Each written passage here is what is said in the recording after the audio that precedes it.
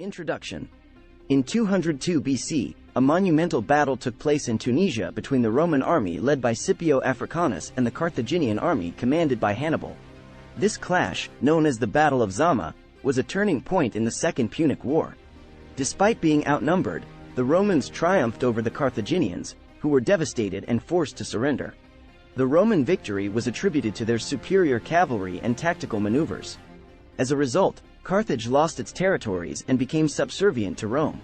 Our knowledge of this historic event primarily comes from the writings of Polybius, an ancient historian who extensively studied the Punic Wars.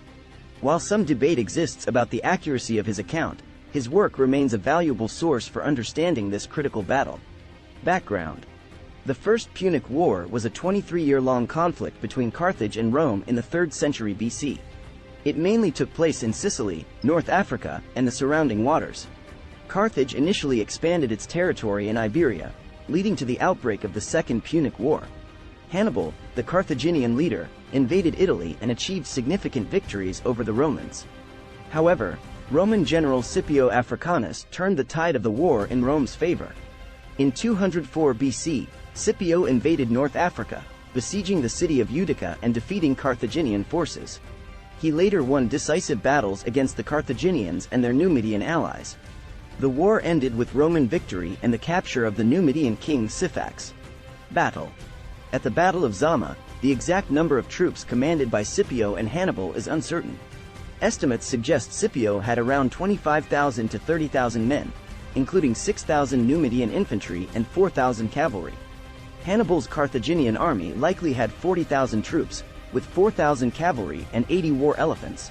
The initial Roman deployment consisted of legions in the center, supported by allied legions on the sides. The Carthaginians deployed their forces separately.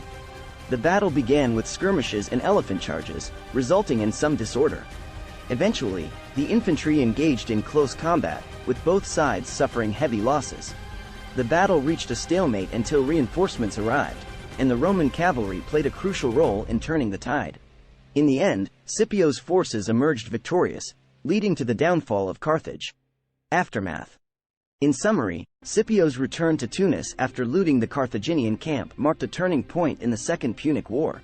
The Carthaginians sought peace, prompting negotiations with Scipio.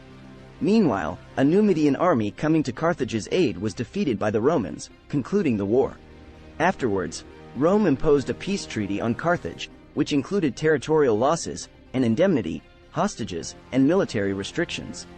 Carthage became politically subordinate to Rome, and Scipio was celebrated as Africanus. In the Third Punic War, Carthage violated the ban on war and faced raids from Massinissa, supported by Rome. Carthage's plea for assistance was disregarded, leading to a Roman siege and the city's destruction. Survivors were enslaved, and the territory became the Roman province of Africa.